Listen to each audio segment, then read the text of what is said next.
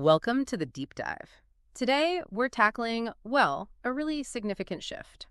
The upcoming changes to the UK visa system. Let's be honest, figuring out visa rules, it can feel like navigating a maze, can it? It really can. So our goal today is to make sense of it all. We're drawing the key info from the government's Restoring Control over the Immigration System white paper that came out in May 2025. That's the one. And we're going to focus on if you're looking for a clear, efficient understanding of these changes, really need to know. We'll break it down by visa types, keep things straightforward. Exactly. And the government has laid out some, clear objectives behind all this. Right. Primarily, they want to see net migration numbers come down.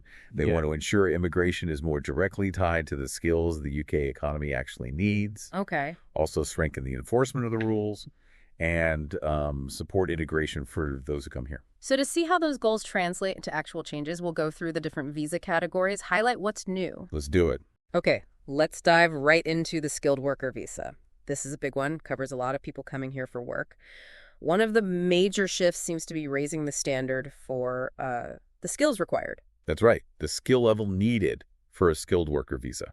It's being raised back up to RQF level 6. RQF 6. Okay, what does that mean in plain terms? Well, RQF level 6 is generally what you'd expect from someone with a university degree. A degree, right. And the government's aim here is pretty direct.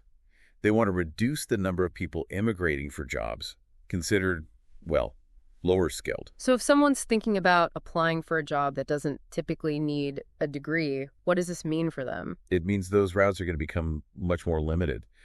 Now, if you're already in the UK on a skilled worker visa, maybe in a job below RQF 6, the likelihood is you'll still be able to renew, probably switch jobs within similar roles, maybe even take on extra work in those same areas. Okay, so some continuity there for people already in the system. But, and this is the key bit, if you're a new applicant from overseas, or maybe you're in the UK on a different visa and want to switch to skilled worker, you will need to meet this new degree level, this RQF 6 qualification. That sounds like it could really impact certain sectors, maybe hospitality, care. Absolutely. Yeah. It could potentially lead to labor shortages there if that temporary shortage list we might talk about later isn't, comprehensive enough. Right, a significant change for new applicants. Now, it's not just about qualifications, is it? Salary seems to be playing an even bigger role now. Yes, absolutely. The salary thresholds for the skilled worker visa are going up. Higher salaries needed. The white paper doesn't give us the exact new numbers just yet, but the main idea, the principle, is that employers shouldn't be looking to recruit from abroad as, a way to avoid paying fair wages here in the UK. Okay. It's about ensuring international recruitment isn't seen as a cheap alternative. Understood. And building on that, the cost side of things, there's the immigration skills charge, the ISC. What's happening there? All right, the ISC. That's the fee employers pay when they sponsor a worker from overseas. That's going up by quite a chunk, 32%. Wow, 32%. That's steep. It is. And it's the first increase since 2017. The government says the extra funds generated will be directed towards skills training for the UK's domestic workforce. Which, again, ties back to that aim of reducing reliance on international workers.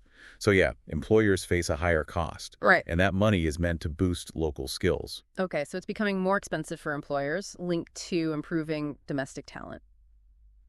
Interesting. Another change involves the immigration salary list. That's being done away with. Gone. The immigration salary list, which used to offer salary discounts for jobs considered to have shortages. Yeah, the shortage occupation list, essentially. Exactly. That's being abolished.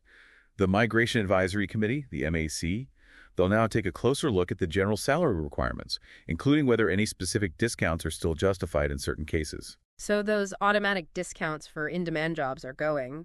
But there's a new list coming in, isn't there? The temporary shortage list. Yes, that's right. This is specifically for occupations at RQF levels 3 to 5, so below degree level, that are facing long-term shortages. Okay. Access for these roles will be time-limited. It'll depend on MAC recommendations, whether there's a proper workforce strategy for the sector. Right. And a clear commitment from employers to invest in recruiting and training people already here in the UK. So if a job is below degree level, it basically needs to be on this new list. Pretty much, yes. Yeah. To access the immigration system at all. And it's worth noting, roles on this list are likely to face new restrictions on workers bringing family members, dependents with them.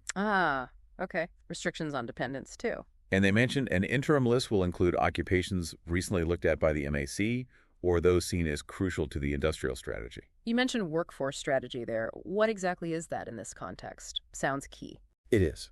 The government wants key sectors, those that rely heavily on overseas recruitment, to create or update detailed workforce strategies. Okay. These need to spell out how those sectors plan to boost skills, training, and engagement with the UK-based workforce. Compliance will be expected. And it's a cross-government thing. Very much so. Home Office, Treasury, Education, Health and Social Care, Business and Trade, Work and Pensions, they're all involved. So a real coordinated push for employers to prioritize local recruitment and training. Are there any other ways the government might sort of encourage this shift? Well, the white paper does indicate they'll explore other ways to incentivize employers to invest domestically, and maybe even place restrictions on sponsoring visas for employers who aren't showing that commitment to skills training. Right, a clear signal towards prioritizing the UK workforce. Now, what about the other side of the coin, attracting top global talent? Any changes there? Absolutely. The government still aims to attract the highly skilled. They plan to do this by increasing numbers and streamlining processes for existing routes, like global talent and high-potential individual visas. Okay. So while they're tightening up in some areas, they're still looking to bring in those at the very top of their fields. Okay, that gives us a pretty good picture for the skilled worker visa. Let's move on to social care. That's been a really important route recently. What's changing? The change here is quite stark, actually. Overseas recruitment for social care visas will end for new applications from outside the UK. Wow. Just end. That's a major shift for that sector. It is. What about people already here on a social care visa? Okay, so for those already in the UK with the right to work under a social care visa, they will be allowed to extend their visas. They can also switch to other eligible visa categories from within the UK, but only until 2028. Until 2028, and that's under review. Yes, it'll be kept under review. Right. The government has also mentioned concerns about exploitation in the sector. Yes, that's been reported. And they're committed to implementing fair pay agreements to try and boost domestic recruitment in care. Right, so the focus is very much shifting to domestic recruitment for social care going forward. Okay. Let's turn our attention now to student visas. Big area. Lots of international students in the UK. What are the key changes affecting them and the institutions sponsoring them? Here, there's a strong emphasis on what they're calling responsible recruitment. Basically, the requirements for educational institutions to be able to sponsor international students are being strengthened. How so? How are they making the rules tougher? Well, the minimum pass marks for the basic compliance assessment, the BCA metrics, are going up. The BCA metrics. Remind us what they cover. They cover important things like visa refusal rates, how many students actually enroll after getting a visa, and course completion rates. Right. Each of those minimum pass marks will increase by 5 percentage points. Okay, higher standards needed across the board there. And on top of that, a new traffic light system, red, amber, green, will rate how well each sponsor is performing against these metrics. So a clearer public rating, almost. Something like that. A clearer way to assess compliance, definitely, based on those refusal rates, enrollment, completion. And what happens if an institution isn't meeting these new standards? If they fall into, say, amber or red? Well, for sponsors getting close to failing, new interventions kick in. This could mean requiring an action plan to improve. Okay. And potentially even limits on recruiting new international students while they sort things out. Right. And there's something about recruitment agents, too. Yes. Any institution using agents to attract students must make sure those agents sign up to a new agent quality framework. Aiming for better quality control over agents. Exactly. And importantly, institutions will also need to demonstrate they've considered the local impacts, housing, services, etc., when deciding on their international student numbers. Okay, those are quite significant changes for universities and colleges. What about the short-term study route, specifically for English language courses? That's also facing closer scrutiny. The government's planning a review of the accreditation bodies that approve these language schools. To ensure they're up to scratch. Precisely. Make sure the processes are robust. And they'll also add further checks to ensure people using this route are genuinely coming to study English. Okay.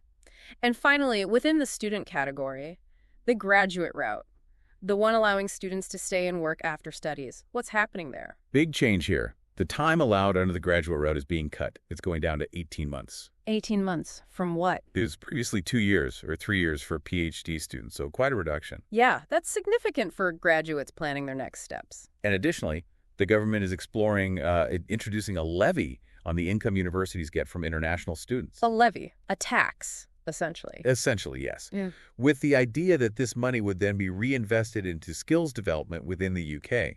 Okay, so a shorter post-study work period and a potential new fee for universities. Let's move to family visas. This area often has a very personal impact on people. What are the major changes proposed? The whole framework for family migration is being reformed. The stated aim is to make it clearer, fairer, and less open to abuse. Okay. A new comprehensive family policy is expected before the end of the year, and it'll apply to all UK residents looking to bring family here. And what are the key areas this new policy will likely address? Well, it'll focus on having very clear requirements to prove a relationship is genuine, Right. with measures to reduce forced marriage, protect domestic abuse victims. It'll also look at ensuring appropriate English language skills from integration, Okay, language again. and that the family has sufficient financial resources, enough to support themselves without relying on public funds. The financial requirement, is that changing? Well, they're hinting it might be extended to other dependent routes, too. The Immigration the Migration Advisory Committee has actually been asked to look specifically at the financial requirements on family routes. Okay, so potentially tougher financial bars. And the English language requirement for family members. Yes, that's changing, too. An English language requirement is being introduced for adult family dependents. It'll align with the spousal route. What level? Initially, it'll be A1 level, that's basic conversational English, but the plan is to increase that over time. I see. Progression needed. Exactly. They also want to tighten the suitability rules, the good character requirements for family routes. Okay. And finally, they aim to set out a clear framework endorsed by Parliament for handling exceptional circumstances claims under Article 8 of the Human Rights Act. The goal seems to be reducing the number of cases treated as exceptional. So it sounds like stricter criteria all around for family members' language, finances, character, even exceptional cases. Now, you've mentioned English language quite a bit. Are there broader changes across other visa types too? Definitely. It's a recurring theme. Yeah. English language requirements are said to increase across more immigration routes. Affects both main applicants and their adult dependents. So for skilled workers, for example. For skilled workers and others who already have a language requirement, the level's increasing from B1 up to B2. B1 to B2. What's the difference, roughly? B1 is intermediate, B2 is upper intermediate. So a noticeable step up in fluency needed. Right. And as we mentioned, a new A1 requirement, the basic level is coming in for all adult dependents of both workers and students. Okay. And does it stop there? No, there's progression built in. To extend a visa, you'll generally need to show improvement to A2 level, and for settlement permanent residence, the requirement goes up to B2. So the existing settlement requirement is rising too? Yes. For most routes, the settlement requirement increases from B1 to B2. The government has also said they'll work on making English classes more accessible for people already here who need them. It seems there's a real drive for higher English proficiency across the board. Let's talk long-term. The white paper mentions earned settlement and citizenship. What's the philosophy there? The fundamental principle they're pushing is that settlement, living here permanently, and citizenship are privileges, not automatic rights. They should be earned through contribution. Earned through contribution. How? Well, the current rules are mostly based on time spent in the UK. Yeah. They want to shift towards an earned settlement model. The specific details aren't fully laid out yet, though. So more focus on contribution than just time served, so to speak. Exactly. In the near term, though, there are some specific changes. A new route for bereaved parents of British or settled children. Support for young people who've been here a long time, turn 18 without status, and need to regularize. Okay. And for citizenship, the message is clear. They want to ensure those granted it have respected the rules and contributed to the UK. Right. Greater emphasis on contribution, less on just duration. Finally, the paper briefly touches on rules, enforcement, borders. Any key points there? Yeah, it mentions measures to tighten rules at the border, strengthen enforcement against rule breakers, simplify removing foreign national offenders, and boost border security with things like visas and new tech. But less detail on the specific visa impacts there. Less detail compared to the main visa categories we've discussed, yes. Yep. It's more about the broader enforcement and security strategy. Okay, that gives us a really comprehensive overview. Thanks. So to recap, what are the main themes that really stand out from these proposals? I'd say the overarching themes are, 1, a clear shift towards prioritizing higher skilled migration. 2, much stricter rules for lower-skilled routes and for bringing dependents. Mm-hmm. 3, a really strong focus on boosting domestic skills and training, trying to reduce reliance on overseas workers. And 4, increased requirements for English language and demonstrating contribution for anyone wanting to stay long-term. And it's crucial, isn't it, for listeners to realize these changes will affect people differently depending on their situation. Absolutely. These changes will impact those planning to come to the UK, but also many people already here. It's really vital to remember this has been an overview. Yeah. The specific details, the timelines for implementation, people will need to stay informed as those become clearer. Definitely. So as you digest all of this, it really prompts that big question, doesn't it? What is the right balance between managing immigration levels and ensuring the UK can still attract the diverse global talent and perspectives that are, well, so vital? It's the core tension, really. It's complex, far-reaching consequences, and it's something that will undoubtedly keep evolving as these new rules actually come into effect. Thanks for joining us for this deep dive.